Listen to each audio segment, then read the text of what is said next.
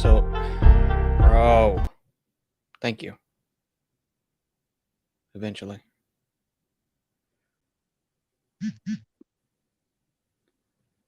Let's go. Hit it, man. Come on.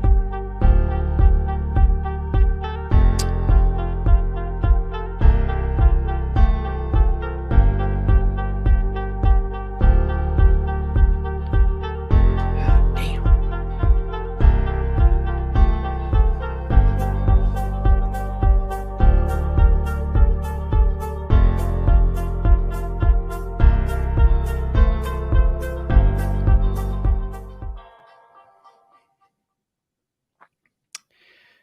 What up? What up? What up? Let me fix this real quick.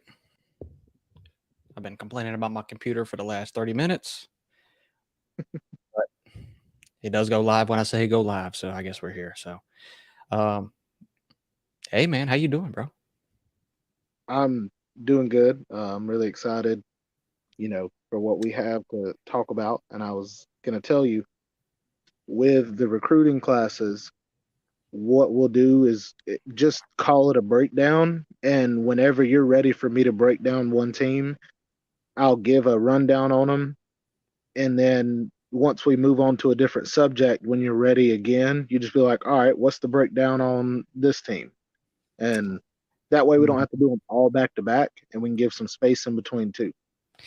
Yeah, I bet. So we haven't been live in a while, so we're gonna try to kind of stay on topic. But you know how we get when we start, talking about football. We kind of just start jumping around everywhere, which is totally fine. But we do have a lot of things to talk about. Like I said, it's been a little bit since we've been on here. So, are you ready for the cold weather? No, Neo, no, I'm never ready for it.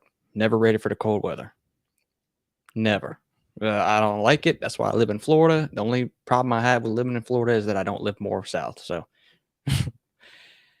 Um, so what you want to start off with? Well, let's start off with this because I want to know how you feel about this, and it's the Jalen Carter thing. Okay. Did you see his pro day and how he looked and what he did? Yes. Yes. And what were your opinions? Because it was very, very bad. He still looked like Jalen Carter. Like when you saw him going through the tall dummies and he was like hitting them left and right. He still looks, explosive. He still looks all that. Did he look like mid-season Jalen Carter? No, he did not. Not at all. No. And I wish I could pull this up, and I'm gonna try to. But there was one specific video when he was hitting the dummies, and I know I'm not gonna be able to pull it up. I don't know. I don't know why I'm trying. It would be so laggy, but he looked okay in some of the drills, but I saw one particular video where he looked like I could have been out there and been quicker than him. I mean, he looked really, really bad on that one particular drill, but he looked bad on most of them. It was a little bit sloppy, but on one, he was very just. I mean, it looked like he was gassed, and I saw pictures and everything like that of him just laying on the ground, gasping for air. He was Yeah. 9 pounds heavier than he should have been or than he was before. So I don't know, man. His draft stock, not only with the charges and everything, his draft stock is definitely going down, but especially with this too. And then he refuses to run the 40. It's like, what is my guy doing here? He was 9 And I pounds feel bad heavier. for him. I feel bad for him. For sure. And the thing that they don't tell you, he was 9 pounds heavier than what he weighed in at pro day, but that's how much he weighed during the season. Which it's not, not Mhm. saying he meant to get back to that weight. I'm just saying it's not like he showed up like Eddie Lacy from the Green Bay Packers, after Yep. he didn't show up and just be, plump. But and this is the other part too, like you said, feeling for him. I do think, I definitely think mental health is real. Me and you have talks Mhm. all the time. I think I called you the other day and went on a huge rant about just random. But with this happening, yes, the charges, but then he's got, some reporters or articles out there are trying to blame the death of Devin Willock and Trace Chandler LaCroix Mhm. on, Mhm. on him. And I feel I don't know. I just feel like a lot of this is weighing on him, and for it all to happen at this time, I think it's tough. Uh, It's I think yeah. I think it's one of those where, and okay, don't get me wrong. If somebody said, "Fishing, you're going to have a terrible pro day. Your draft stock's going to drop," and you were like, "Well, what am I going to get drafted?" You're probably going to get drafted 10th or 11th overall. We any of us would take it in a heartbeat. Of course. So Yeah. I'm Yeah. wondering if somebody was like, "Look, dude, deal with all of that. You're going to get your shot. Don't stress about that. Deal with what you're dealing with now, and get it behind you." Like that would make me feel good if that were the case right now. And with all of the stuff we've seen, it looks like that is the case. It looked like he struggled in draft I know, pro day. man. I know. I know. He struggled on pro day. Didn't do anything on the combine, NFL combine. Like you could just tell he's out of it. Like mentally, physically, like he was not there. Why else do you go to the NFL combine and not do anything? Well, and that's what I kind of said. I mean, I think a lot of people feel the same way, but he kind of showed up and thought that his talent and everything would just kind of guide him through it. And he's been going through so much lately with everything that's been happening, and it quickly fell apart. And then he was like, "Yeah, no, I am not running that 40. Definitely not. My time will be terrible, and it's going to hurt it even more." So, but I didn't think I could have never expected him to have such a bad pro day. I mean, I no, I just do because of how agree with that. bad it was and how good he is. I mean, I couldn't never have, I would have never seen it coming, even with the stuff going on, which, No, I agree. yeah. I agree. That's the part. That's the that you put that in the unknown category, and it's like Hmm. I don't know what to say about that. Yeah, I can say it's tough, but I think what we'll get is we'll see him get drafted. We'll see him go through an off season or training with the NFL. He'll get back to his normal self, if not better, and eventually he's going to have that interview. You know what I mean? Yep. He'll have that Yep. interview where it's like within the span of 2 months, your life went from a back to back championship. You went from the highest of highs to the lowest of lows, and that carried into your combine. Like, at what point did you start to pick yourself back up? Like, that interview Yeah. is going to be legendary. Yeah. So, And I have one more question, I guess, pertaining to the situation, but Joey Foster says this too. And so he says, "I blame it on the NIL. These are kids with millions of dollars," which me and you have talked about, a lot. Like kids with millions of dollars, and then they act stupid. They're still kids, so they're gonna make bad yeah, decisions, and that just is what it is. But yeah. um, is this like something with Georgia? Because look, and I'm not talking down on the situation, but the guy after the national championship, his name, I forget it off top, but But, yeah. he died. The night after, and so you have to kind of ask yourself, is this a problem with the culture that's surrounding a championship team? Because when Yeah. you know what I'm saying, right? I mean, No, no, I get it. And I get why the question should be asked. But the first thing I thought, and I haven't thought about this till now, just thinking about it. Do you remember dude from the Raiders who got into a wreck and killed dude? Henry Ruggs, yep. Yeah, and it's like, Hmm. did But any he did was going anybody? 80 miles an hour in a Corvette, right? So it was a little bit different, but this could have been very, very, the situation could have been the same, right? I mean, Well, and what I'm but saying yeah. is, did anybody question if there was a culture problem at Alabama? And the reason no is because he wasn't at Alabama at the time. But this was only what 3 or 4 months after he left Alabama.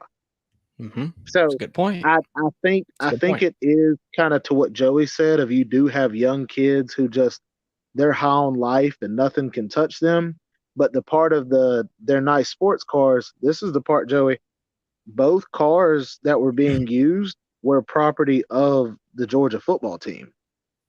They were not supposed to use those cars. Ah. They weren't supposed to be out, but they were Hmm. using those cars. That's why when the racing reports came out, they were trying to figure out how fast they were going, and a lot of the reports got shot down because of the type of cars. One was like just a Ford truck, and then the other one was I don't know. It was just something where you're like, okay, dude, you're not getting that thing over 100. Like, Yeah. Yep. but it's different though when you have alcohol in your system. Mm-hmm. Mm-hmm. But And like I no, said, I don't want to point bad no, I at get it. I anybody. get it. I mean, this stuff happens. This is at every college, but when it comes up at like at Georgia, Alabama, then of course it's a bigger issue than it. I wouldn't say a bigger issue than it is, but it's a big issue, right? So It's it's get into the definitely public on more. the So yes, it's definitely on the forefront. Yeah, agreed. Agreed. No, lion snap. What you mean lion snap? What you mean by uh, that? Yeah, no. Anyway, but you want to talk about Hugh Freeze and Auburn? yes. Before we do, This one, this want was, to announce this was just interesting. I wanted to announce the pay raise. Everybody knows that Todd Monken left Yes. Georgia for the NFL. Glenn Schumann was being looked at by a lot of teams to be their head coach, and he's being looked at by the NFL. Well, he decided to stay, and then now what? Nothing. Go ahead. Go ahead. I'm Well, reading. now he is getting a pay raise. He went from 805,000 a year last year to now he's at 1.9 million. So he got a 1.1 million dollar raise just this year. So Georgia Yep. um, definitely hit a And home that run just with that shows you what hire. they'll do to keep coordinators because they're a championship program. Todd Monken, they hated to see him leave, but I don't think there was any amount of money in the world that could have paid him to stay because he I just, agree. he wanted to go to the NFL. There's nothing wrong with Yeah, that, but yeah, I agree. but you guys will pay people to stay if you want them to stay, and there's nothing wrong with that if you got the money. And if they want to stay, there is an amount. If they want Mhm. to stay, there is an amount. He says Detroit got CGJ. Oh, is he talking about Gardner? Who was he talking about? That's what I thought. Hold up. If it's Uh, true, then my phone will be bugging because got you, Joey. No, I get that. I I agree, need Joey. to check. But while you're doing that, I'm gonna look up. Who is Andre, by You're the talking about way? Who are you, bro? You on a different account? Andre If you are, Johnson, there's nothing wrong with that. Andre the Giant, the wrestler off of Andre WWF the a long Giant. time ago. All right, I'm pulling up. Yeah, I don't see nothing. I don't. Hold on. Oh wait. Hold up. Wait a minute. No, I don't see nothing. Let I me, don't see nothing. So you have to you got to give me some source for that. So yeah, I don't see nothing. okay. All right. Yeah. Yeah. You were Glenn talking about. Schumann. Yeah. Hmm? You were Yeah, talking Glenn about Hugh Schumann getting Freeze. that big What rings. I what mean, about that's yeah, Hugh what Freeze, about bro. Well, let's look at the past coaching records and let's attempt to understand what he's going to do at Auburn, right? Let's just this is all opinion, right? We'll look at what he did and we'll just give opinions on what we think he'll do at Auburn. So okay? at Arkansas, this is head coaching record. So 10-3 at Arkansas State, 7-6 at Ole Miss. His first year at Ole Miss, 8-5, 9-4, 10-3. Continuously got better. So he did good at Ole Miss. Now we do remember when he was at Ole Miss, he was calling the strippers. He was, he was doing that. He was kind of messing up. Yeah. And then his last year, it looks like a personal issue happened with, as I said, the strippers and everything like that, and everything kind of fell apart. He was actually paying players too. So he was really like he got the Ole Miss job and he was winning games, but he was still not he was not acting like a good head coach, right? He was kind of messing up. Agreed. But 8-5 at Liberty his first year. 10-1 the second year. He had Malik Willis. I think that was his first. I might be wrong about that. It was his first year, or Malik Willis came after that year. So, but 8-5 and then 8-4. So, Okay. I think. I Ole Miss. I really do, and I don't think that you can say anything that Brian Harsin did at Ole Miss, or not Ole Miss, Auburn. Sorry, but I don't think that you can really count any of that into effect of what Brian Harsin did because Brian Harsin pretty much ran that program into the ground. man, and Auburn tried their best to defend him. I think that's the toughest part about that was Auburn tried to stick with him and defend it, and it was just like, okay, we can't defend you anymore.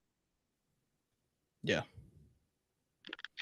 Yeah, and I mean, and we know the whole story with the boosters that didn't approve of him, and they were trying to get him gone his first year there, and they didn't like the hire either. I mean, it was kind of a bad situation from the start, and it might have played into how bad he was at Auburn. I mean, that's true too, but it just never started out good. You know, nobody really liked him. Nobody wanted him there, but at the end, they were sitting there saying probably what me and you were really thinking. They're like, well, how do you just fire this guy after 2 years? 2 years is a very short time.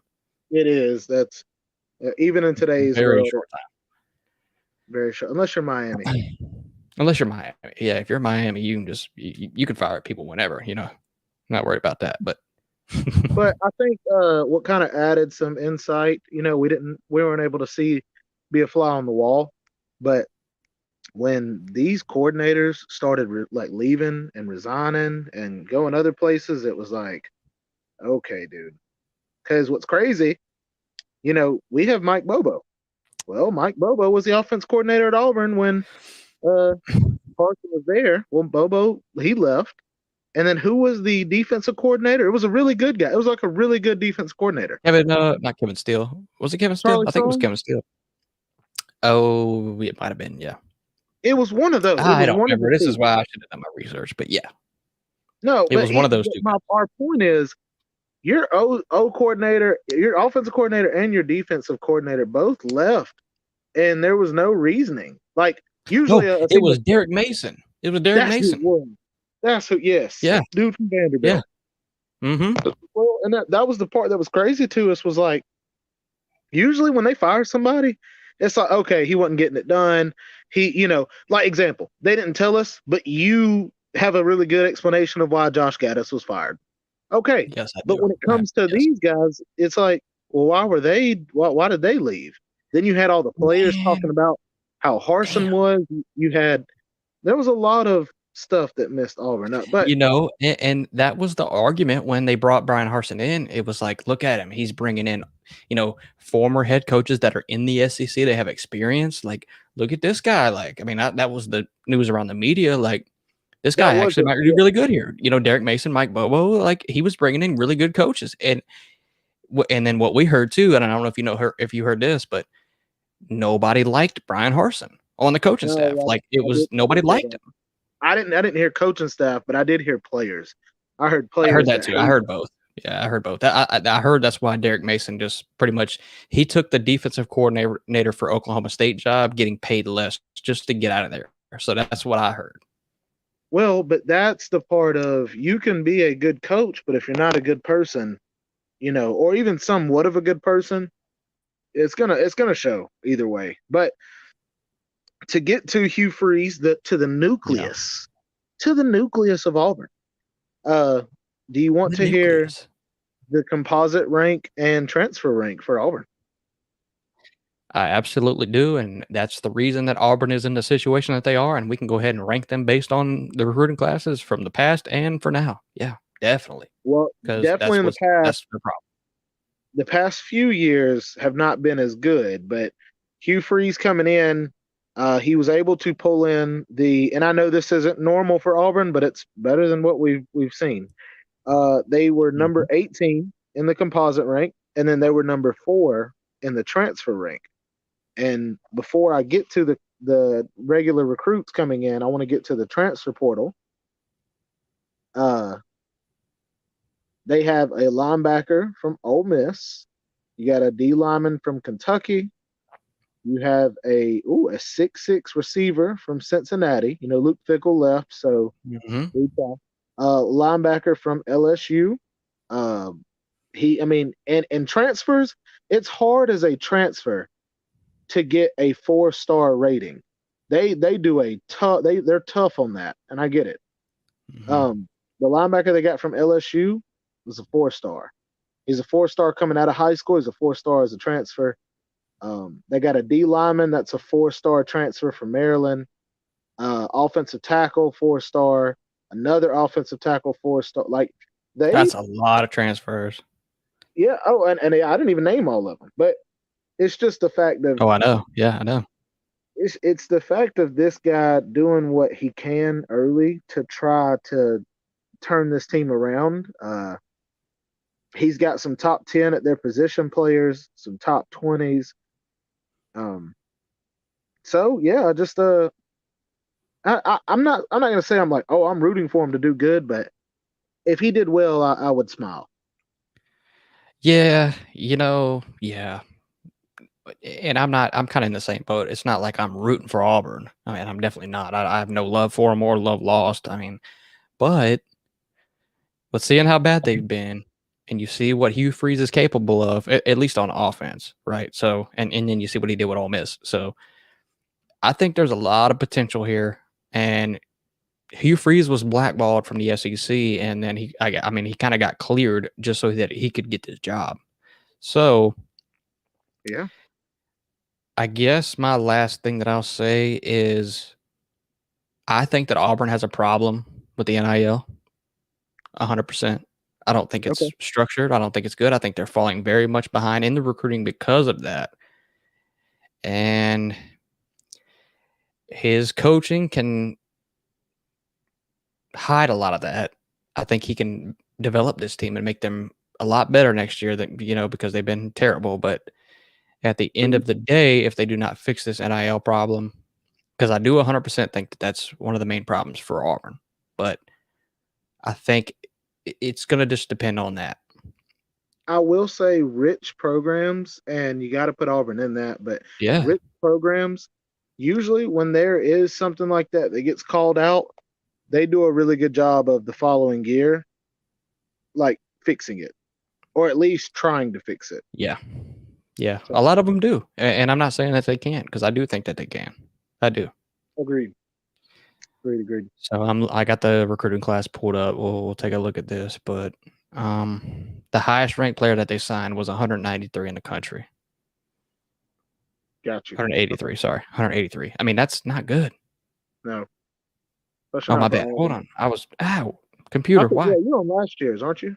Jesus. Anyway, it was 141, but it's still not good. So 1, 2, 3, 4, 5, 6, 7, 8, 9, 10. 10 4-stars. Okay. Nothing wrong with the 4-stars, but you got to have like some top 100 players in here in the SEC. I I do And I'll say see the same thing about one. my team.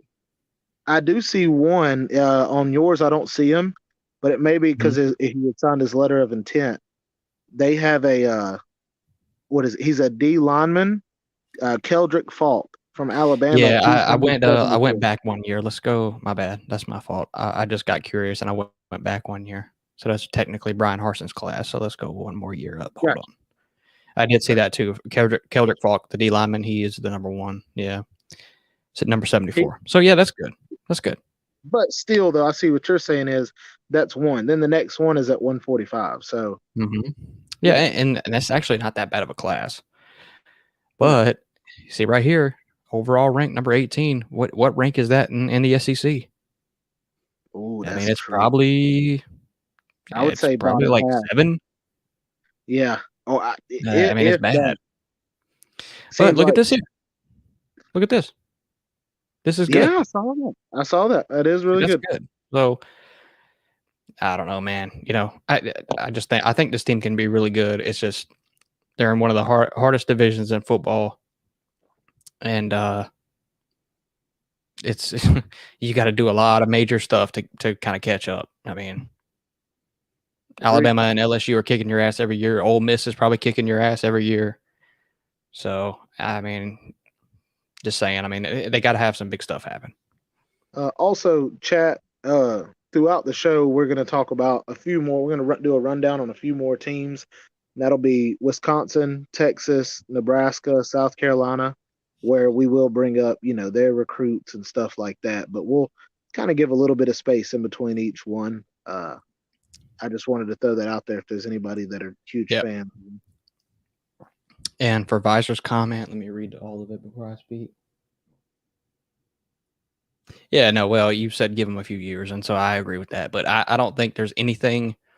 College football changes really, really quick, and I don't think there's anything saying that UGA and Bama are going to be the top dogs, for years to come.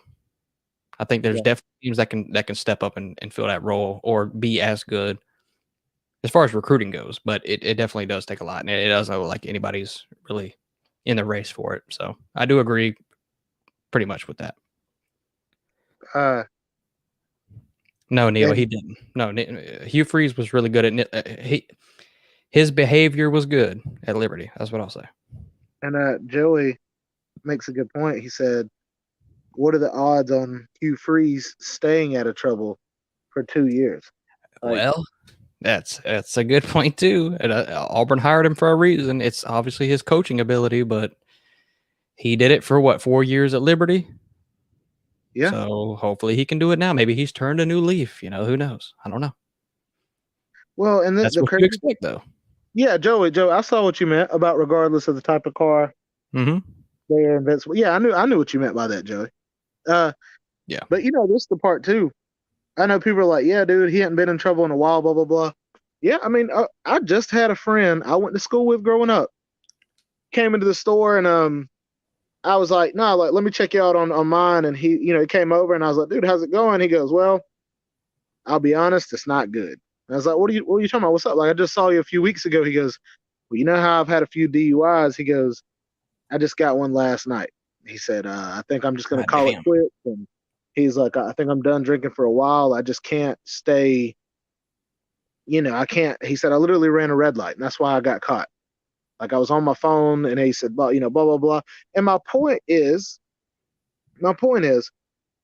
there are people that do stay, out of trouble for a while, but even if they say they're not going to do something, it's tough. So you do have to keep an eye on them.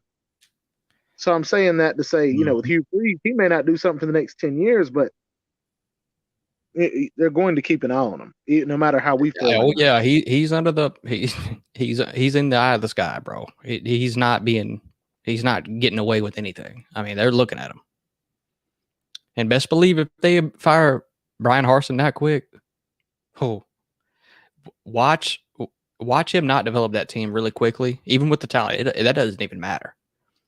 Yeah. Let him do subpar, and they're going to be after his head. Oh, agreed. So just because of the things he's done in the past, just because of that. Agreed. JC, agree, bro. Yeah, we believe that. But yep. He was saying that, even though all that, that was kind of my point. I was What's like, up, yeah, JC? even though he's struggling right now, he'll still get JC. it. But Yeah, what Jalen you will got? go in the first round, no doubt.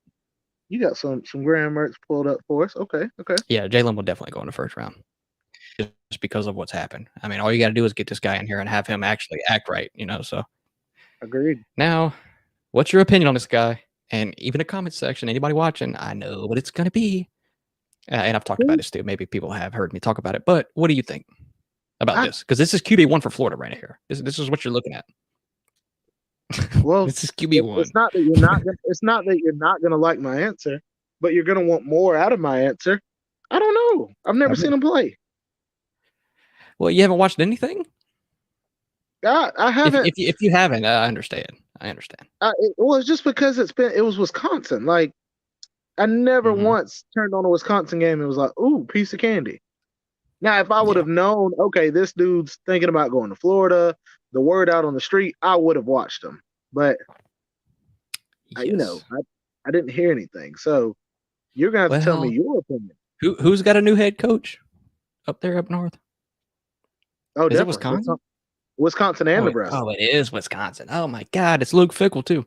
Um, this is the thing with this guy, and I'll stand by this until I see him play bad this year.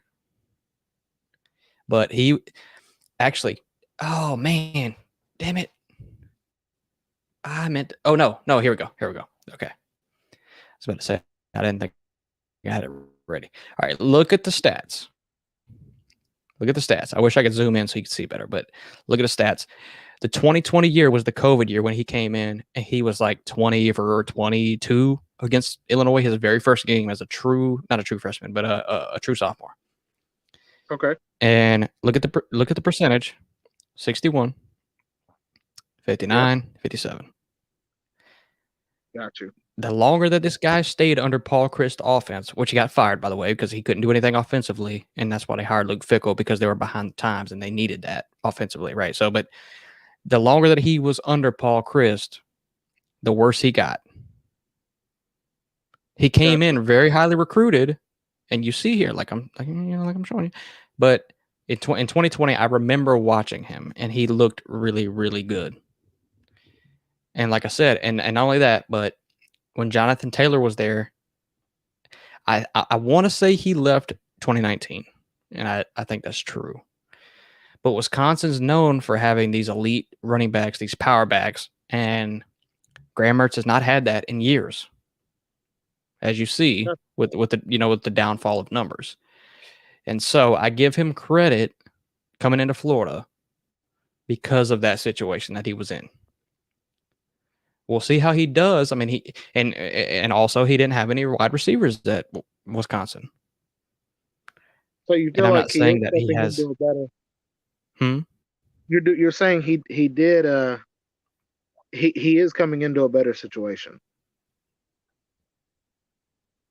That's my whole argument. He is definitely coming into a better situation. Now, I'm not going to say Florida has elite receivers, but they're definitely damn well better than what Wisconsin had. I mean, nobody can name me a good receiver Wisconsin's had in the last 5 years. Nobody in I this think chat, nobody can. I don't think It's anybody because they argues. haven't had any. Yeah, they haven't Yeah. had any.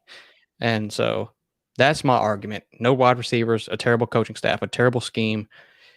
So he comes to Florida, and we'll see what he has. We will see. I mean, this is the SEC, so this is not going to be easy, but I'm not going to judge him on what he did in the past. That's all I'm saying. Would you Okay. agree, or do you have any interjections with that? No, for me, you're like, yeah, I can go back and watch film on him for sure, but I just want to see him in the spring game. Because if the offense coordinator he had last year was not very good, then there's no, the only reason Mm-hmm. I'd go back and watch him in the past is just to see his mobility or see some of his decision making. Yeah. Yeah, Nature Boy confirmed. Yeah. Visor, I was the only one saying that Florida was going to beat Utah last year, and everybody laughed at me. But this year, I honestly don't know. I don't even know. I have no idea. I mean, I was high on AR and I was high on a lot of stuff, but this year I'm kind of questionable about a lot. But yeah. Well, it's different when you do have a quarterback at the helm. Not saying this guy's not going to be that. I'm just saying it's different when you know.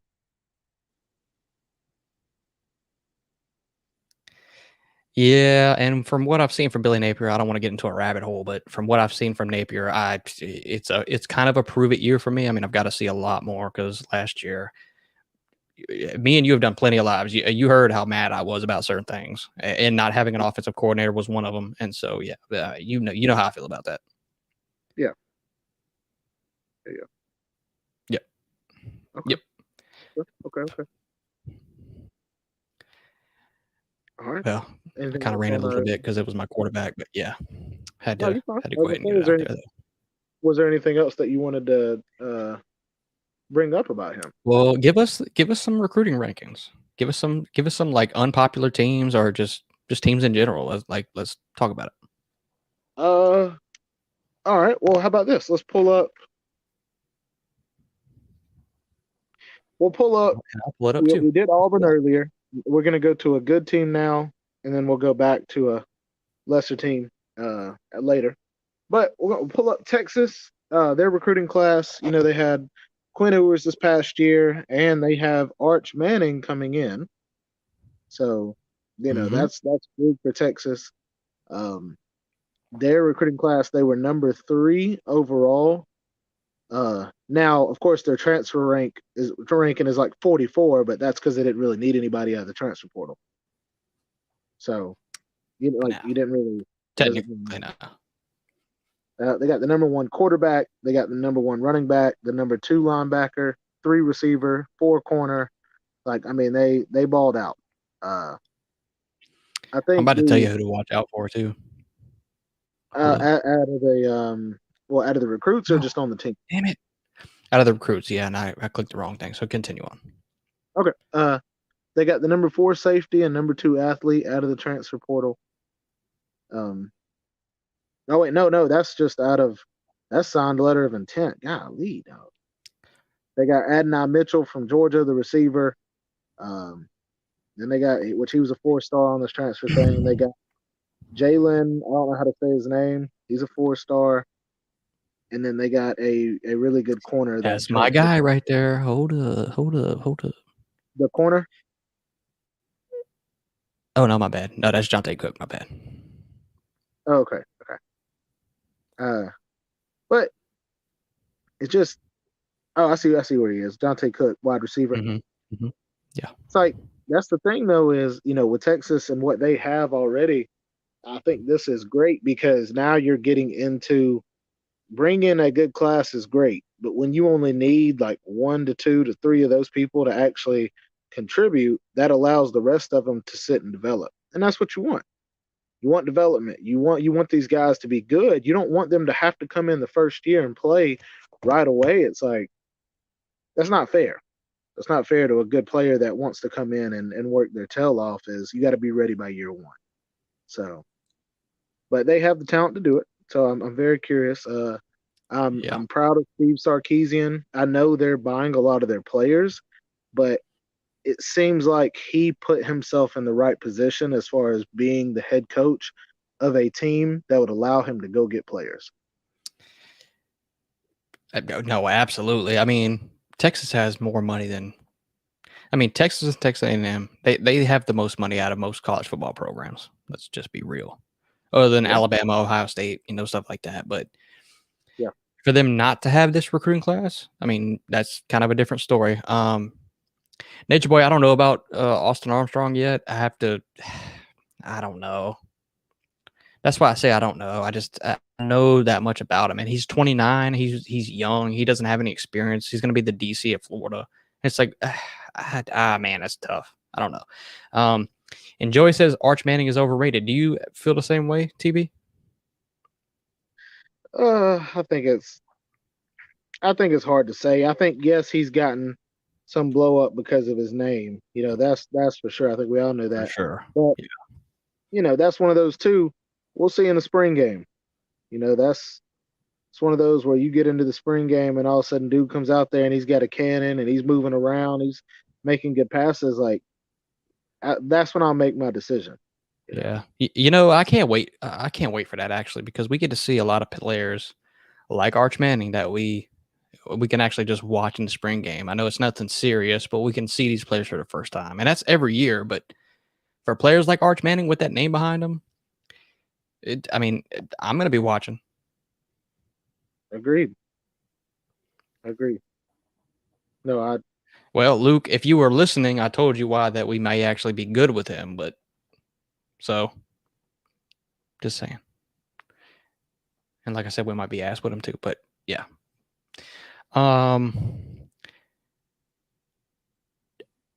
It was announced that there's a QB battle with Ewers and Manning.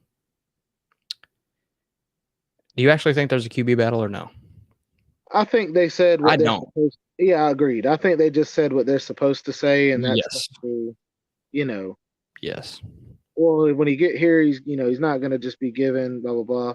Oh, just to let you know, out of all the brackets, there is one perfect bracket remaining. And it's mine. No, for the ESPN girls, and then there's like 22 or 28 perfect brackets for the boys. That's crazy. Man. That's out of 20 million for yeah. That is crazy. Man. Yeah, my bracket started out okay, and then it just, as most of them do, they just dwindled. But yeah, Luke, I know that, so I was just messing with you. No, but yeah, I completely agree. I think Steve Sarkisian said what he had to say as far as the media and everything like that. There's a QB battle. And then I think he had to tell Arch Manning, like, look, if you come in here and you outperform Ewers, that you can be the starter. But not only that, he's a good backup, right? So that's Yep. kind of what I think. But you have Xavier. Hold on. Here we go. You have Xavier Worthy coming back. And then this man right here. This is the one I'm telling you about. This guy right freaking here. I Dante Ford. watched some tape on him. He's really freaking good. And then look at the guy above him. This is Bijan Robinson right here, the replacement. That's him. He's that good, and he will be that good. I am fully convinced, and that's just how I feel. Now, I think Texas really needs a defense, and I think that, I mean, if you look at the recruiting, let's look at it. I mean, I have the same problem with Ohio State. You have a linebacker, number 2, which is good, but most of these recruits are offensive players. You have some defense in there, and you're always going to get good, talented players. But there's something about these teams that recruit this way that they don't end up being really good defensively. I mean, they just don't. They recruit mainly offensive players, and they have elite, explosive offenses, which is Texas, Ohio State, Oklahoma. Look at USC. I mean, they all do the same thing. I know. So that's when I look at this stuff, that's what comes to mind for me. I know, and I think just announcing that there is a quarterback battle, yes, he's doing what he has to do, but I do think it adds to the fact of it's going to make Quinn Ewers step his game up even more, because your hope is that Quinn can carry it the season, and then him leave, and then you have Arch come in as a redshirt freshman, next year. Or you're like, look, we're just going to play Arch in a few games here and there. We're not going to worry about redshirting him because he's going to be good enough to leave after his junior year anyway. So maybe you don't waste time trying to redshirt him. Well, I mean, if you have to catch up like that, then I agree. Yeah, I agree. Play him. Yeah, I mean, heck, screw it. Get up by a good bit. That way you're able to keep Quinn healthy when you're up by a lot, but then let him go in and score a lot of points too, and start getting these next recruiting cycles like being excited about coming. So, hey, bet. Look, I'm gonna answer the comments in just a second, but I did want to say this too, because this has been my argument too with the Arch and the Manning thing, or the Arch and the Quinn Ewers thing. You have 1 year until you get to the SEC. This has been my argument. So you have 1 year to get to the SEC. You have Arch Manning coming as a true freshman. You should get up by 30, 40 points with Quinn Ewers and let Arch Manning sit back there, in garbage time, and let him cook and let him actually sit behind Quinn Ewers and develop, throw the ball when he needs to, and then he's ready for the next year. Yeah. That's what I think. I mean, I think it's a great plan. No, and he's not going up against anything, any great defenses. It's going to be Big 12. But then the next year, he's going to be hit real hard in the face if you don't play him this year, right? So that's what I think.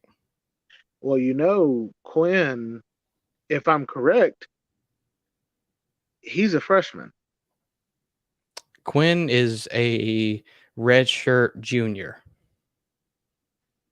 He was from Ohio State. He sat out his first year at Ohio State, then transferred. So, yeah, he's a redshirt junior. That would mean he's a redshirt sophomore then. Yeah. Well, technically, yeah. But he's been in college this is his third year in college. Got you. Okay. I didn't know he sat out the whole year. I thought he went there, got the $1 million, and then left. Well, it was $5 million, but yeah. Yeah. Yeah, he went to Ohio State. Apparently, he got like $5 million, and then he went to Texas and has been sitting since. So, well, except for last year. But yeah, you know what I mean. Okay. Oh, and people forget Alabama and Texas play the second week of next year, I believe, this year. That is going to be a very fun game. It is. It is in Alabama though. It's in Alabama. What was I gonna tell you, bro? What up, bro? Bro. What up, bro? So, bro, I was right. He didn't sit out at Ohio State. He got there in the spring, made his money, and then left before the season started. Did he? He left Yeah, before it started? and then he got to Texas, and then because it says right here he's a freshman right now, but he'll go into his sophomore year next year. I think that's because of the redshirt rule, though. I mean, you're technically a sophomore, Well, and even though you can that's have what 3 I'm trying to look. years. That's what I'm trying to I don't look know. I up might because be wrong. I might be wrong. usually it will say, yeah, bro, yes, he is. Well, hey. He's going into his sophomore year. Okay, so what it is he's been in college for 3 years. He's eligible for the draft, but he's technically a sophomore. That's what it is. Because he's eligible for the draft after this year. Yeah, no, you were right then. That means last year had to be his redshirt freshman year. Yeah, Then he must have sat. He must have transferred and then just sat out all of last year because it does say right here redshirt freshman year, which was last year. Well, what? No, because he played last year. That's what I'm saying. He Last year sat with was Ohio State, I think. I'm saying last year he played last year for Texas and he was a redshirt freshman then. The year before he was redshirted. Yeah, right. So I see. Okay. And it's just saying he was honorable mention, blah blah blah. Like, right. Hold on, okay. let me read this. Let me find it again. If TCU can compete for Big 12 and make the playoffs, then why can't the Aggies or the Longhorns? Well, That's tough. tell me. Well, you don't got to tell me. TCU does not have nearly the talent that Texas or A&M has. I mean, not even close. And yes, maybe it was an anomaly that they made the playoffs, but they were that good of a team because of what? Coaching. It's because of coaching. Yeah. And you I'll had say some it diamond in the rough pieces on the offense. You know, I mean, you had Max Duggan. You had a super senior team. Max Duggan was a senior. Quentin Johnston was a senior. Kendre Miller. They were all seniors and they were really good. And so that's why I say that next year they're going to struggle really bad And because they don't have the recruiting to back it up. Also, Max Duggan, TCU, and the Golden Eagles, or whatever they are, the TCU Horny Frogs. The Horny Frogs, they didn't have to play in the SEC, bro. Like no. that game against Georgia proved everything that I thought. You can go on your little cakewalk and you can play against your Jim Harbaughs and say, "Oh man, that was a really good game. It was amazing, dude." Okay, and then you go play a real team and it's like, well, at least we made it. What, bro? Like if you would have played against tougher competition, you would have been there. Which is my case for why playing in the SEC is tough. Having 3 or 4 losses in the SEC is not the same as having 3 or 4 losses in the Big 12. Like no. Well, and then you put it this way: a 2-loss Big 12 team versus a 3-loss SEC team. Who's going to win? Oh, exactly. I mean, unless we're talking like Vanderbilt missed the 4th week of the season and they got 3 losses, that's different. Yeah. So I mean, it is what it is, and we know where the talented teams are. I would like to think that we know. We know where the talent is in the SEC and in the country. We know this. Well, and that leads me to the next team to talk about is South Carolina. But I do want to say Joey Foster is legally building an army. He said his 15th grandchild was just born, a little girl, 7 pounds, 9 ounces, his 6th granddaughter. So just want to say he is literally building an army. Well, he can build an army, but which I don't have a problem with. But congratulations to Joey. Yes. Big facts. Congratulations. Okay, are you ready for this? South Carolina. South Carolina. My bad. Hold on. No, I'm getting ahead of myself. Oh, I was just gonna say South Carolina signed more 5 stars this year. My bad. What do you say? No, I didn't say that. No, go ahead. Oh, I didn't say that. um, South Carolina signed, and I want to say it's transfer portal and recruiting, like regular high school recruits, signed just as many 5 stars as the entire Big 12. Just South Carolina. And it's like Wait, I don't know what to say about that. so the Big 12 didn't sign any 5 stars? No, they signed. I think South Carolina signed 2 or 3 5 stars this year, and the Big 12 combined signed 2 or 3 5 stars. Yo, No, that's a that's alarming. yeah, but it just answers That's what we just alarming. said. It answers that whole thing. It's the Big 12. Like It's the Big people don't 12. take people don't take Big 12 serious. Hey, look at this man right here. Hey, yeah, if we want to talk about dudes, bro, and I know some people don't follow recruiting. Look at this man right here. Remember this name. I'm just telling you. This Remember is the the Titans? best recruit that South Carolina has had. I don't know the statistics, but it's a Wait, long time. This dude is an animal. which one? This right here. This guy right here. The DeAndre guy? No, Nicholas Harbor. Oh, I'm not. It doesn't show him on my screen. I'm on the. Gotcha. It doesn't show My him on bad. my. Yeah, yeah. Yeah, I got it for the YouTube, but yeah, Nicholas Harbor, number 19 player in the class coming in this year. Again, was in it for a long time with him, and he chose South Carolina. He is a freaking beast. He is a beast, bro. And so that you have that to look forward to if you're South Carolina. But you know,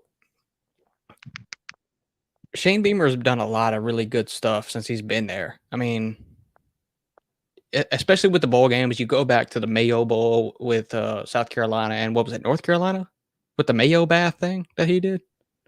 Yes. Hold on. I You think about it to hear was. this Yeah, noise? yeah. He dumped his head in Mayo, bro. And who was But yeah, that?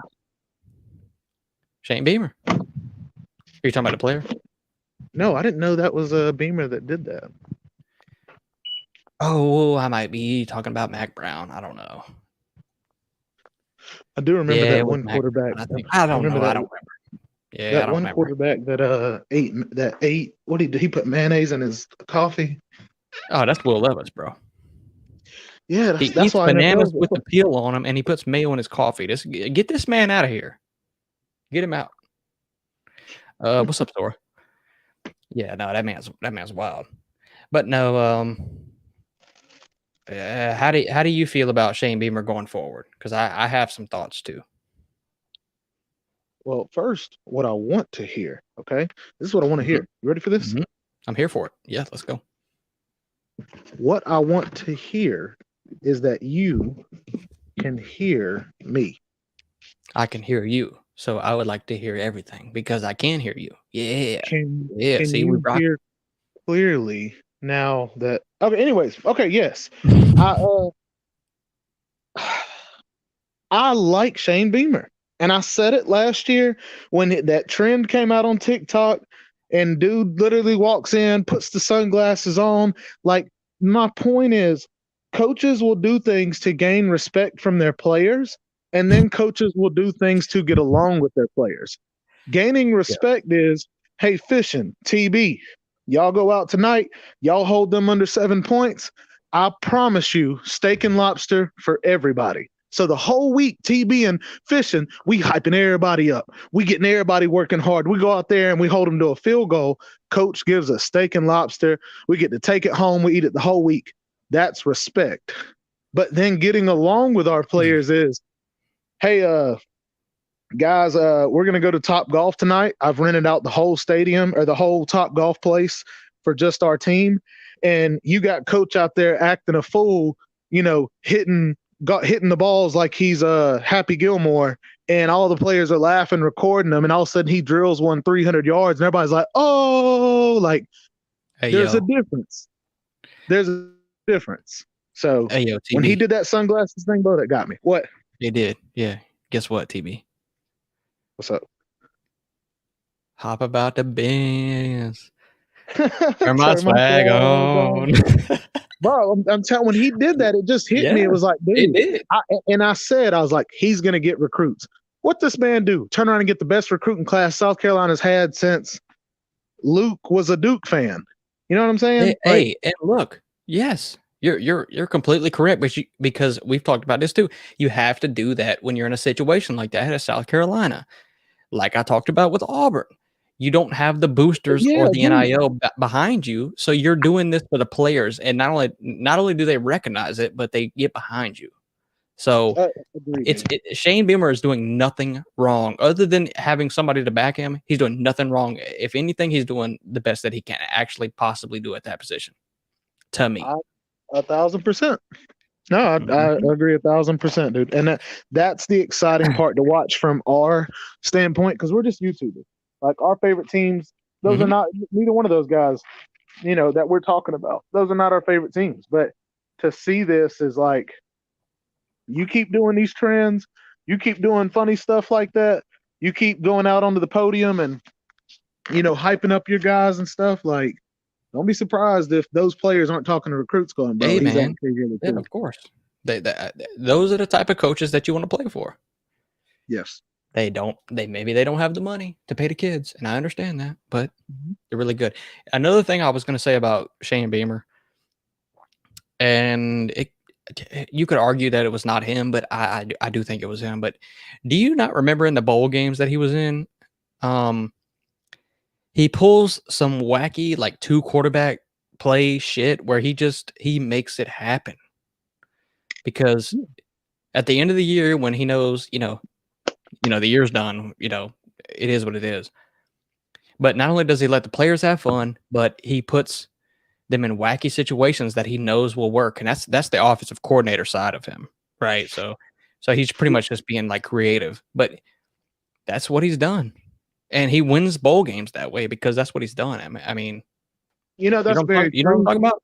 Yeah, he's been talked about in the last like 10 years, 15 years because of him and his dad. Yeah, that is very, very Yeah, true. Uh, yeah, but I mean, and he I do does it I do want all to the say this. time at the end of the year, and I do want to it's say so this, fun to dude. watch. Go ahead. This is the part too that we have not talked about this. I have not heard anybody say this. So somebody can tell me if I'm wrong. All right. And if you're ready to tell me that I'm wrong, tell Mhm. me that I'm wrong. Okay. You're in the SEC East if you're South Carolina. You beat Clemson, you beat Tennessee. Please tell me you see all these players for Tennessee, Jalen Hyatt, the offensive tackle, the defensive end, Byron, whatever it is, that had a great pro day. X. You have Tell these him. guys that are being looked at because Tennessee was on the map. Now, Tell him. why? Tell him. Why was Tennessee on the map? Because they were the team that was going to compete with Georgia. So, what South Carolina is selling right now is that we are going to compete for second in the East. This is what second in the East will get you. Everybody will hype this matchup up between you and Georgia. You will be on national television throughout the year, especially if you have a good year, which will hype your draft stock up. And then when we play Georgia, that will be your emphasis on your stock. And then the rest of the year, because Tennessee, it wasn't even close against Georgia. But what did Tennessee do? We still went on, still have draft picks, still have this, still have that. Getting that spotlight Mhm. from being second in the East because you're taking advantage of the fact Georgia is top in the country. If Georgia's number one in the country and you're second in that side of the conference behind them, that's publicity. So I Yo, think that's what he's selling too. it's crazy, bro. That's cool though, isn't it? To think And you about it know like what we that. forget? What? You know what we forget? We forget that he brought Spencer Rattler with him. Now, say what you want about Spencer Rattler. Look at how he ended the season. I My said guy was with an animal. He looked like the NFL quarterback that we all knew that he could be. But he Joey got into that Foster. system at the beginning. He didn't have a lot of talent around him, and we know that. But Agreed, my guy was a demon at the end of the year because he got bro. comfortable. Joey Foster asked me to come on to a show with him, Mark Rogers, Twisted Rooster, and Joey himself, and that got brought up. And that was my point exactly. He did not have a great year all the way through. He was not very consistent. But the reason he stayed was, yes, to up his draft stock. But tell me, if he puts together a year like he did the end of Oh, that season, bro, that's yeah. number one quarterback. Yes, it That's is. it. That's number one quarterback. That's not like I mean, I get Quinn Ewers is good and all, but Yep. the way Spencer was tearing these teams apart, bro, like, and as soon as they tried to drop into double coverage, started dropping, what, 8 players, dude took off scrambling. It was like, Hey dude, you man, cannot stop him. yeah, hold up, bro. Yes, yes. Bro, you got me excited about somebody that's not even I'm my about to say team. I fucking love college football, bro. Hey, look, let's look at the stats. Okay. Okay. I'm pulling this up, and then they're not going to look appealing. I mean, I'm not telling you that they are, but It's all good. get rid of this. Hold up, what the fuck is this? All right. Oh boy, look, he had a 74%. How many games? A Yeah, 74% completion percentage? they said he did very well. 9 Bro. games? Yeah, Bro, people forget how good he was at Oklahoma, man. I know. And I understand that people say, yeah, he was an asshole. Look, I get that, but But I bro, think he was Spencer Rattler was humbled a because of that. 5-star. I think he was humble. I think he was also the Yes, number one quarterback too. he was. He was. Yeah, bro, that's And that's what wild. I'm saying. He's showing that now. It took some humbling. It took a few experiences, bro, and I'm not mad at it. I understand. But people try to tell me that he's trash. He's not good. He's an asshole. He's a dick. I'm like, I don't care. He's a good quarterback to me. Yeah. I mean, I do care about players' characteristics, but if they're really good, then they're really good. I mean, it is what it is. I think that's what we saw though at South Carolina was the kind of quarterback he should have been at Oklahoma because I'm sure he was humbled. All those videos go viral. His character gets talked about. Like he had to change if he wanted. You know what I'm saying? He had to change if he wanted things to change for him. Well, So I don't want to get into a rabbit hole, but you see Kyler Murray at Arizona, he's a shitbird. And then you see Caleb Williams with the fingerprint and the fingernail paintings and shit. yeah. It's like a Lincoln Riley quarterback thing. Well, almost at this point, right? So but it strikes he's me. It strikes me that Lincoln Riley. Riley. I think he goes after those type of quarterbacks, and then I think he hypes them up so much. Like that's what I'm thinking. There's no way you have this kind of attribute or this kind of personality from every single quarterback because they all are, Heisman quarterbacks. Like you see what I'm saying? They're all Heisman quarterbacks. Wait, who, Nature Boy? Who you want to check? I'll pull it up. Yeah, I'll pull it up. And why do I have baseball on the string? Man, what the hell? No, but yeah, no. Like I said, though, it seems to be a Lincoln Riley thing, and Spencer Rattler has gotten away from that. And so Lincoln Riley's going to go after the most talented. So he's going to get who he gets, but it doesn't seem that he cares about any characteristics of players or that it doesn't matter.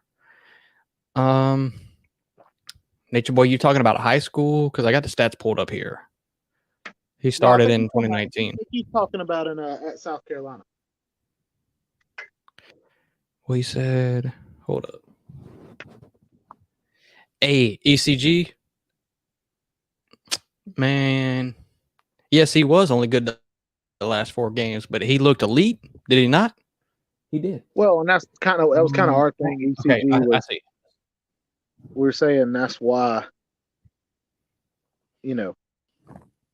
Oh, Nature Boy's saying for that particular date. Yeah, bro. Well, I already know what he's saying. He's bringing up the Georgia game.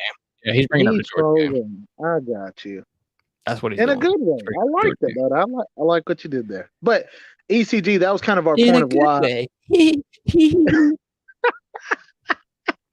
Well, but that was our point. ECG is just kind of saying him coming back, if he can put together a full season or at least 80% of a season of those last 4, then there you go. Hey, Visor, if he gets Raiola, bro, Clemson has no excuse other than to just run shit, man. I mean, if they get that quarterback, man, shoot, bro, come on. Hey, I think he's Come on. talking about USC. Who? I think that's what Vosler was talking about is USC Riley getting Raiola. Well, either one. I mean, Raiola's a beast. So, I mean, I'm not, like, whoever gets him is going to get a good quarterback. So, I mean, Yeah, but I think what I'm saying, and I don't know if Vosler is saying this as yeah, I well, know what you but mean. he's going to go there and win a Heisman. You don't think so? If you want your quarterback to be an asshole, come to USC with Lincoln Riley.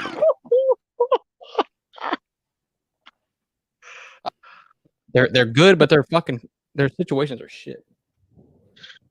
Yes. Do you want a great player but a terrible family man? Yeah. Would you like a dad that doesn't care about you? Oh. Do you want a dad that goes to the grocery store to get milk? Oh my God. But then he never comes back, and you're sitting there waiting where he is. But he's a great dad, and half of your never mind. Anyway, bro, I swear to God. But you do have ENF. I did not say. Okay, hold on. Let's end this right here. I did not say that Spencer Rattler was elite, but he has elite potential, and he played elite the last 4 games of the year, and it is because he got to settle in. That's all I said. That's all I'm saying. Is that all? I mean, he beat the shit out of Tennessee. What, 63-24, whatever it was, bro. Well, and Tennessee, like I said, and Clemson too. Clemson is declared as a top 5 defense. Spencer Rattler took a shit on it though. Show did, bro. Show did. But yeah, no. I mean, no. Anyway.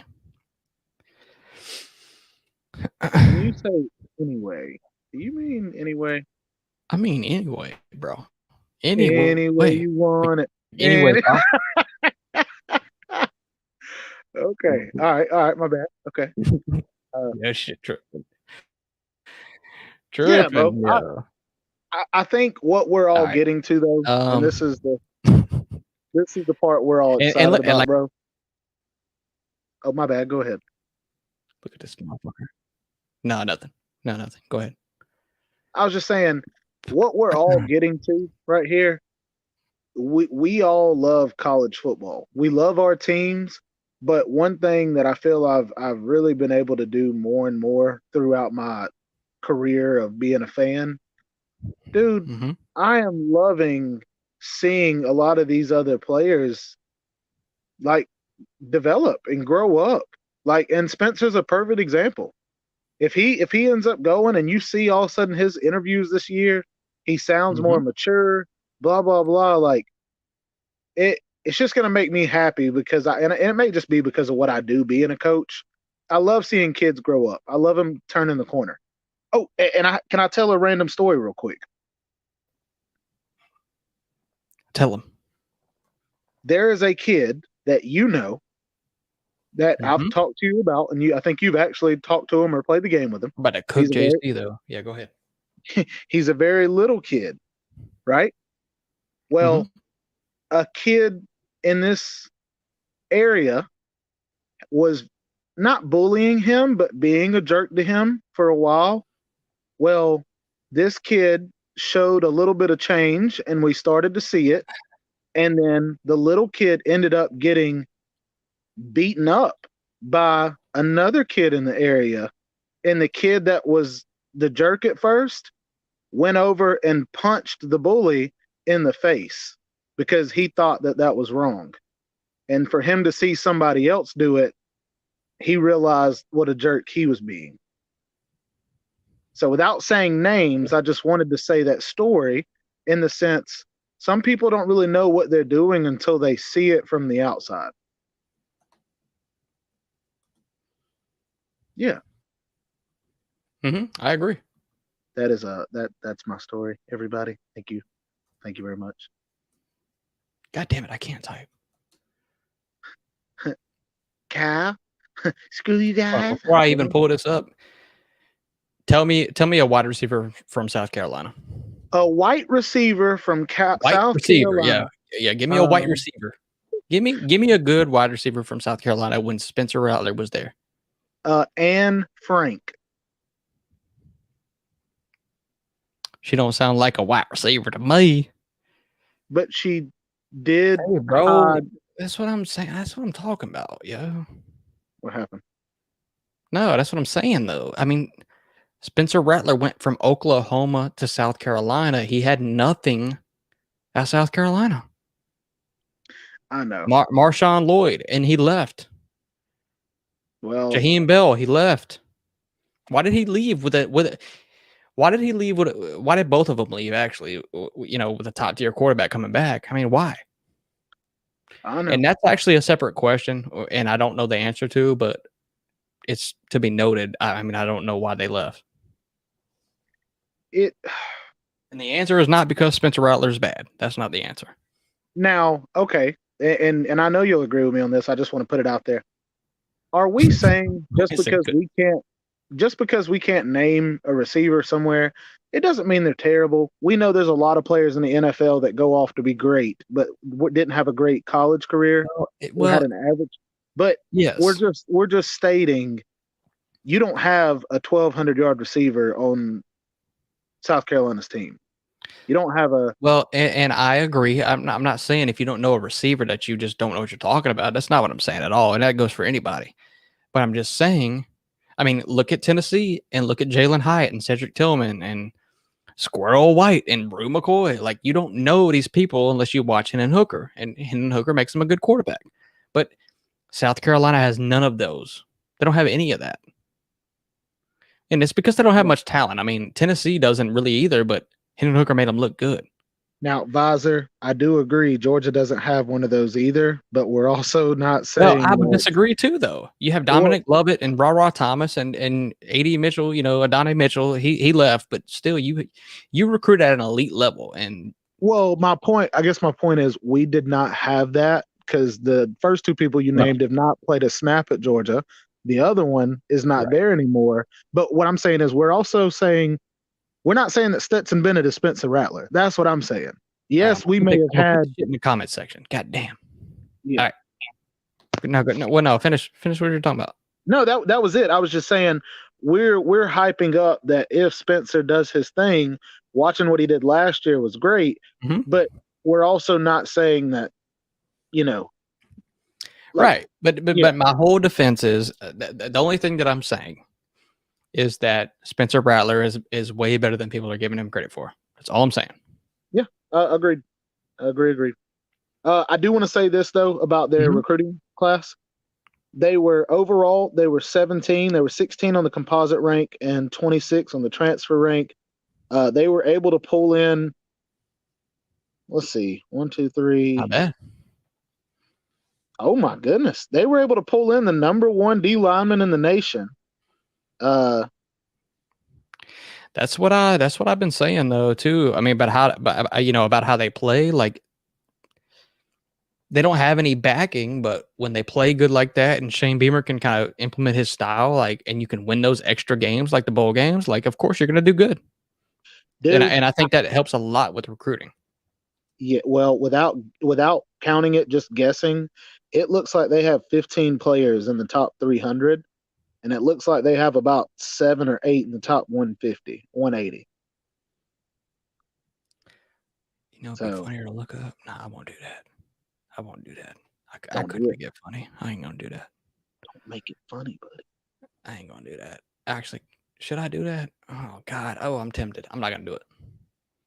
Temptation is a gift from the devil. Yeah, I won't do that. He said it. Okay. Next, I would like to talk about Nebraska, bro. About Luke Fickell. Hey, bro, tell me all about it because I'm high on it. Let's go. I didn't mean Nebraska. I meant Matt Rule at Nebraska, not Luke Fickell.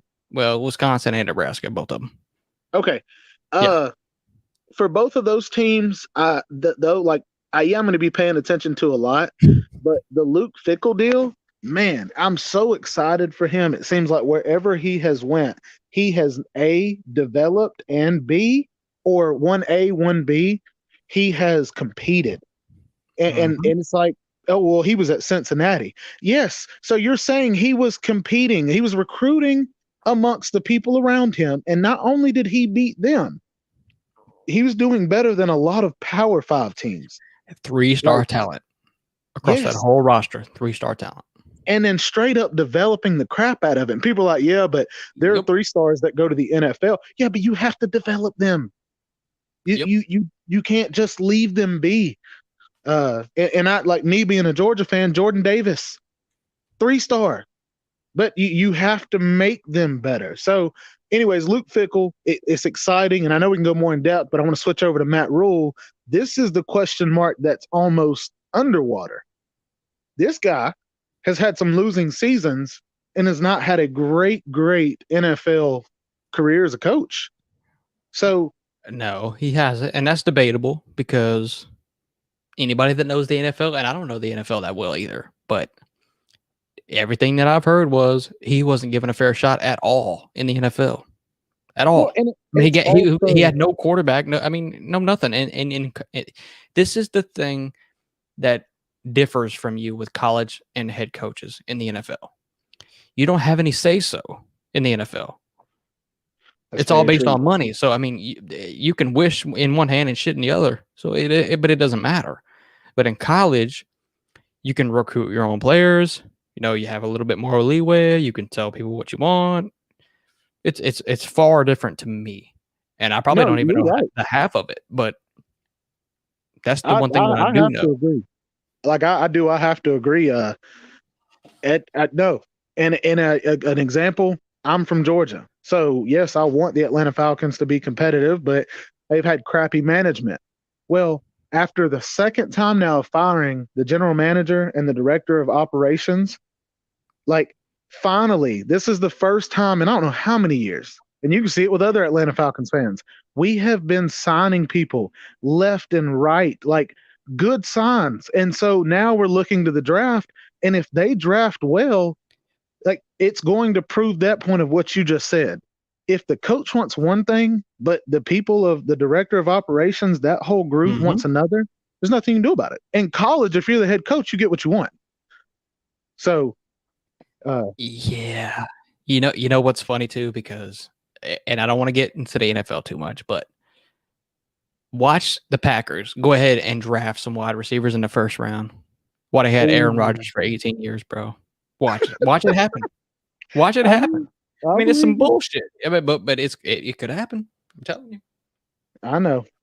Anyway, I don't want to get into the NFL too much because you're good. I was just going to go over. To be honest, we just don't know much.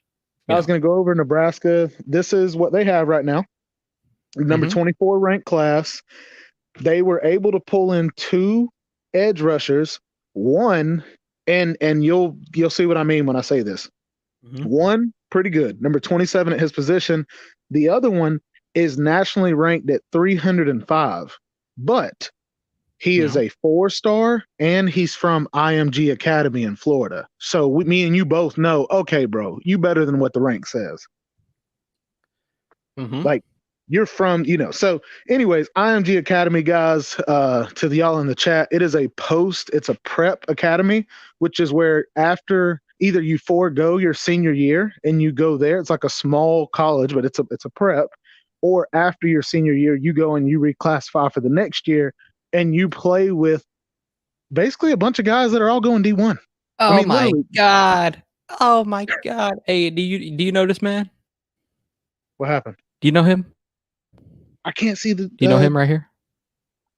Remember, I can't see the chat. It's Eric. Right. Well, I'm getting ahead of myself because I pulled up Nebraska. You're talking about Wisconsin, but hold on, it's there, Eric buddy. Gilbert. Listen there, buddy. Okay, Eric Gilbert in Nebraska. Boy, look, he got a Jacob Hood too. He was a 3-star. Yes. God damn. Jacob, but Jacob Hood. He's look, not 3 Georgia players. Yeah, I know. 3. Well, look at him. This is the part of me giving Matt Rule his. This is me giving Matt Rule his credit. I think Matt Rule is going to do well in college because of what you said earlier. He now has a little more control, and in his mind, it's been, if I could have it my way, I'd do it like this. Hey, man, I'm just saying. Of course. Of Yeah, course, man. He was not given a fair opportunity with the Panthers. I mean, he wasn't.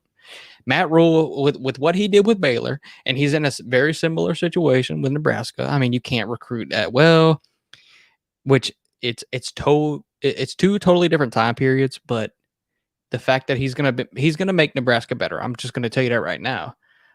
yeah. And the fact that he's gonna do that in a new era, it's gonna say volumes to me. I mean, it is This is like you know. this is really cool. He got not only the dude from IMG, he got Mhm. another one. It's a 6'1.5" cornerback Oh, from another Florida, and then turned around and got a dude from Palmetto, Miami Palmetto, another cornerback from Florida. Like just going to show he knows where to go when he wants cornerbacks. Hey, Um, by the way, hold on. By the way, just for the chat, I know you can't see this, but look at all this. This is what you do if you're a good head coach and you come into a program that you need to fix. Go ahead. I'm going to scroll down and just watch. You need this type of activity to boost a team and make them relevant.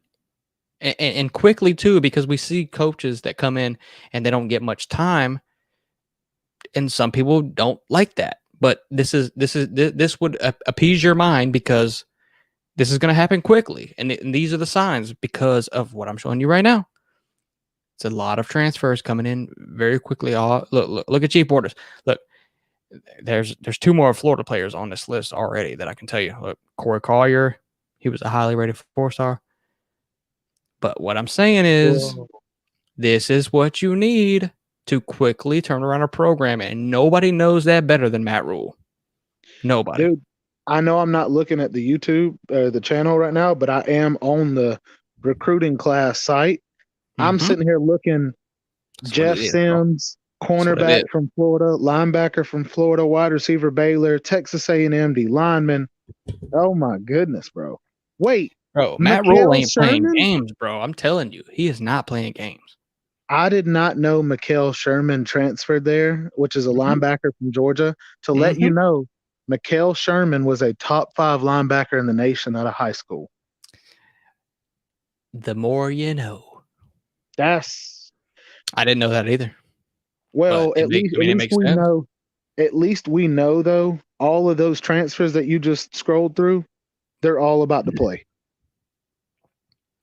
Oh, you already know. I mean, look, everybody on this list is probably more talented than Nebraska has on that team. They Yeah, are. yeah, yeah. I mean, they are. So that yes, they're going to play. Hell yeah, they are. Look, MJ Oh, Sherman right there, 5-star, 98 point whatever it says. Yeah, oh my goodness. a 3-star in the transfer portal because he hasn't showed anything. But yeah, it's a 5-star player with a 5-star talent. That's facts. Jacob Hood, look at him right there That's too. crazy, Yeah, no dude. man. Look, like I said, this is how you turn a team over really fast. Well, and another thing I like, and I'll root for him for this, you bringing in, yes, that kind of talent, man, imagine how much more competitive those practices are about to be, dude. And it goes to culture. It goes to everything. Yes, yes, yes, yes, and yes. He's gotta make the team better, first off. But, you go to the source of that, right? I mean, if you have a bunch of players that are sitting there that are and, let's be real, they're not very talented. You bring in a lot of talent, you have everybody compete every day, and so this is the same thing that Dion did. He has a bunch of players pretty much like Nebraska, and he brings players in there, it's like, "Yeah, if you can't beat me out, Imma take your spot." And that's just gonna be the end of it. Because you can cut them, you can do whatever. But if you have talented players coming in, it makes everybody in the locker room try harder and fight for a spot. And so it's good. It's good in all aspects. So yeah, no, man. I mean, I like it.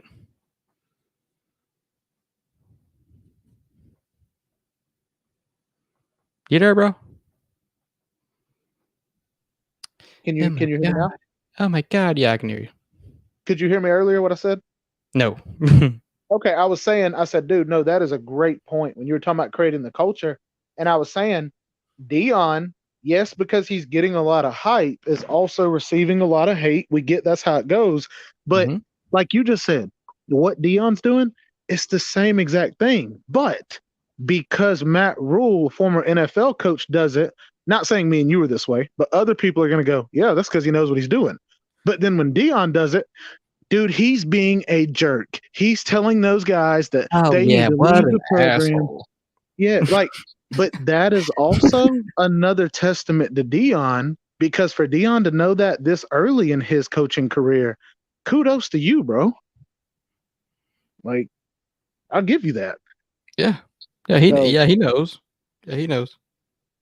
anyways, I just thought that's wow. That's a very good point, though, to put those two together, even though it's two different coaches with two different backgrounds, both Yeah, are bringing in players to change the culture. both are in the same situation but different magnitudes. All eyes are on Colorado, and that's fine. But it's the same situation as a Matt Rule. Same thing. Also, I have to say, tell me your opinion. Your opinion. Opinion. Tell me. Deion Sanders takes so much of the shine, light, and pressure off of Matt Rule and Luke Fickle. Of course he does, and I'll add on to that. You know why? Well, I'm not even going to say this is why, but do you know what's happening the first of this year coming up? Talk to me. Colorado versus Nebraska. Week one. Week one. Ooh, Yeah, yeah. I mean, yeah, and what you're saying, I guess, is that it's Dion's putting everything. I don't know how to say this, but people are going to click on Dion topics more than they're going to click on Matt Rule and uh, Luke Fickle. I mean, that's just true. So, it is what it is. But yeah, Colorado and Nebraska. I think it's week 1 next year. so if you're Matt Rule and you're at Nebraska, you're telling your kids, Oh, hey, I'm trying to beat the shit out of Dion week 1, bro. That's what I'm trying to exactly. do. And they're like, Coach, why? Do you hate Dion? No, because Because it makes a all eyes, statement. It makes yes, a statement. all eyes Big will be time on statement. that game. You already know it. Mhm. All eyes will be on that game. You want to get looked at. You go out there and you have a good game week 1, and people go, I know Colorado's not the greatest, but hey, Nebraska didn't look bad. Mhm. Yeah. So Yeah, I think Florida and Utah have agreed to the Thursday, and then I think Nebraska and Colorado play the Saturday. And I think it's the most high profile game that there is that Saturday, which is week I think it's week 1. I think it's week 1. okay, It may be week 0. I don't know. I'd have to double check. But yeah. but that's a good bro. That's a really good point. I like that. I It just is. like the way you brought up the whole Matt Rule and the culture change, and you compared that to the Dion because nobody really looks at it like that. People just say, "Oh, Dion, hype, hype, hype," and it's like it is, but people were so upset with what he said, and it's like, okay, but Matt Rule did the Mhm. same actions. He just didn't say it. So Exactly. Yeah. That's how I feel about it. that's a good point. That is how I feel about it. Uh, bro, we've been hitting that, bro. Well, you've been doing good. You've been hitting the head or the nail on the head this entire show as far as topics. This has been a really good one. Uh, well, I've been going off. I can't help it. I get into stuff and I start going off. So, anything else we need to say? I mean, I think it's time to end it. I mean, I've enjoyed it. I know usually Yeah. whenever we have short shows, we fill it up with a lot of info, but I think the best thing that we could have done was have the different recruiting classes up and be able to bounce from one to the next and then spit a little bit in between about this or that. And uh, Mhm. I don't know. I liked it, dude. You tell me. Yeah, like I said, we haven't done this in a while, so I kind of knew once we started talking football, it was just gonna go all over the place, and there's nothing wrong with that. But I mean, I knew it was gonna happen. So Well, in comment hopefully everybody section, enjoyed. me and Fishing, we do talk and we do talk about topics and stuff, but No, I we don't know never you, really bro. get Hey, I don't know. I don't know who you. we don't really get into it though because we know we're going to want to talk about it online. So you're getting our live reaction, you're getting our the raw reaction of how we feel about what each other's saying. And to me, sounds better. It actually just sounds like I'm having a really good football conversation with fishing, and then all of a sudden somebody in the chat says something, and it just we enjoy this. I know I do. Definitely enjoy it. Yeah. No, I definitely do. I definitely do too. Yeah, man, we're gonna have to start getting into one show every week here, one show every week on your channel. We got to get back into it because obviously we have way too much that we can talk about. I mean, the content is not there because I can argue with the comment section, I can argue with you, or we can agree about stuff. I mean, we can definitely do any of those things. So agree completely. Yeah, man. I mean, I just love football, bro. I do. So I know, and I'm glad that we were able to get this one in. And I agree. And it feels like these last probably like 2 weeks, everything has been crazy, but these last 2 weeks we've kind of zoned in a little more. And I think to finally get this one in, it was really good. And just kind of, like you said, it just kind of proves to us like we do need to be doing this more. Big facts. So yeah. Yep. Well, hey, I hope everybody enjoyed the show. I don't know who watched. All I can go off is the comment section, but hey, shout out to the comment section. Nature Boy, JC, Bet, plenty of people in here. Kirby's Visor, ECG. I'm probably leaving some people out, but I do appreciate everybody watching, and we're gonna shut this thing down, man. And unfortunately, I have to work tomorrow, and I don't like that.